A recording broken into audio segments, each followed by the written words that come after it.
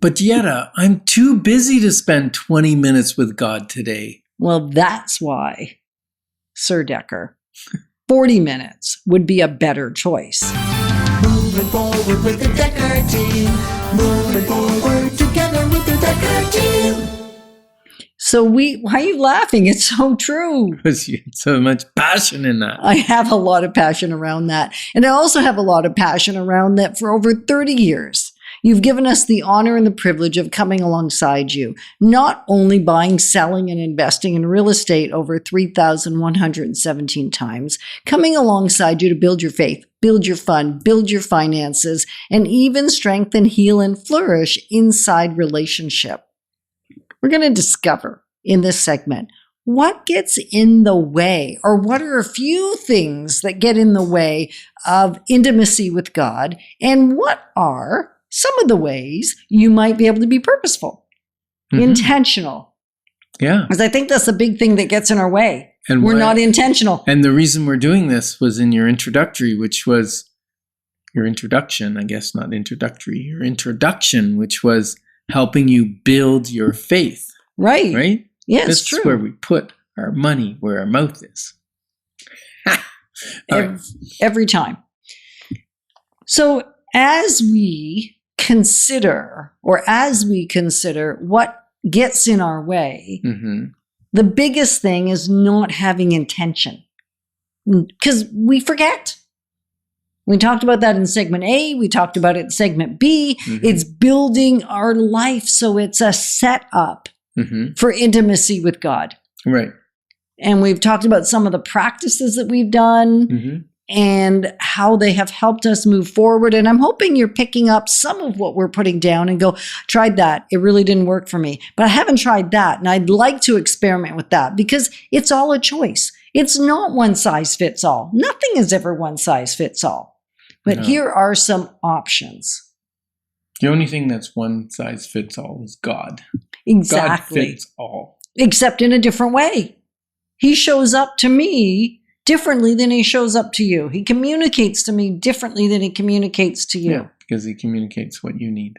Exactly. So devotionals. Talk a little bit, Ken, about some of the devotionals that we've done and how even those little, usually it's one scripture, and sometimes they're out of context, which can be a little bit confusing. And then we'll read the larger piece of scripture around it so that we have more context around the content.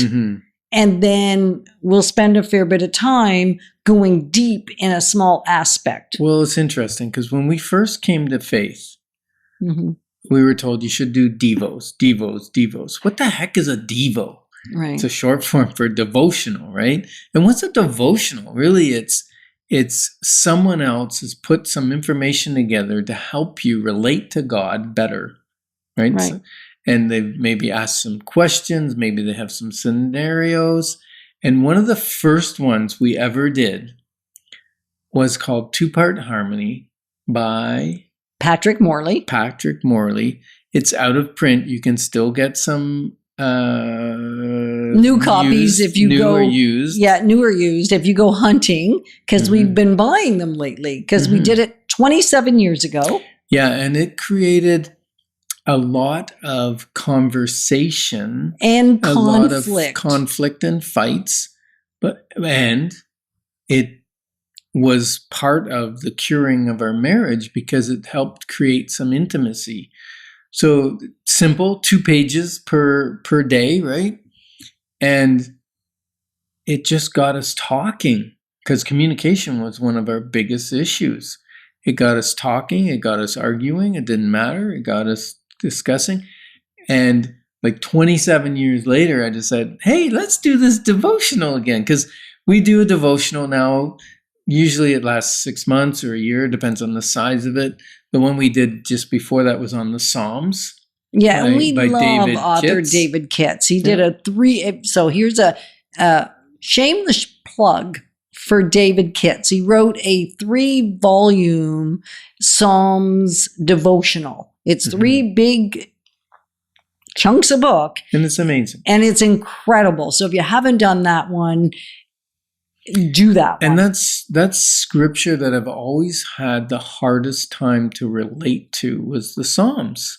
Mhm. Not the Song of Psalms, but the song. And some people have the easiest time to relate to the Psalms. Absolutely. I just struggled. So when we got those books and then I said, okay, we're going to do the first volume, it was a little tough at first. And yet he does such a great job that it really, really made me start to love the Psalms. And if you don't know who David Kitces is, he's a local Ottawa author and dramatist. He is amazing at his one-man drama presentations of biblical characters, right? Mhm. Amazing. He wrote Psalms Alive. He wrote another one, which was the viewpoint of the crucifixion from a Roman soldier that I read. It was terrific.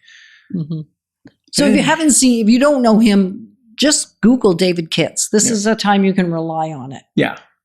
And I just want to get back to, sometimes we read Joyce Myers and a power up kind of devo. Depends on the season and what we're feeling. I kind of ask God, what do you want me to do next? Right. We've done some John Maxwell leadership devotionals. Like I can't even name 3/4 of the ones we've done. I probably only name like 3% of the ones we've done.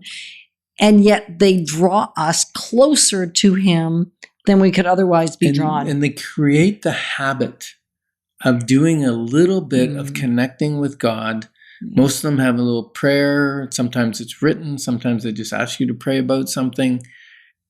And it really is that discipline, and we miss it if we don't do it. So, and what we found is when you get less busy, because people say, I'm too busy for that. Well, when we're busy, we schedule it in and we do it. When we're not busy, like when we go on vacation, or I leave for travel for work, and then we're apart. So then what I've realized is I take the devotion with me, because our process is I'll read it, and then we discuss it. Because if I read it, I stay focused. If Yetta reads it, I have a harder time. So he reads it absorbing out loud. He just doesn't read it to himself. I read If it you're out trying to loud picture you. this. So now I take the devotional with me on my business trips, and I call you in the morning. Even if there's 3-hour time zone difference, I'll call you in the morning and read it to you, and then we discuss. And it's beautiful. And when we were on vacation back... Well, it doesn't matter when. 9 months ago. And we had a bunch of company, and we decided we're going to continue to do our devotion. And so we did it with them. We said, hey, devotion time's at this time. If you'd like to join us, go ahead.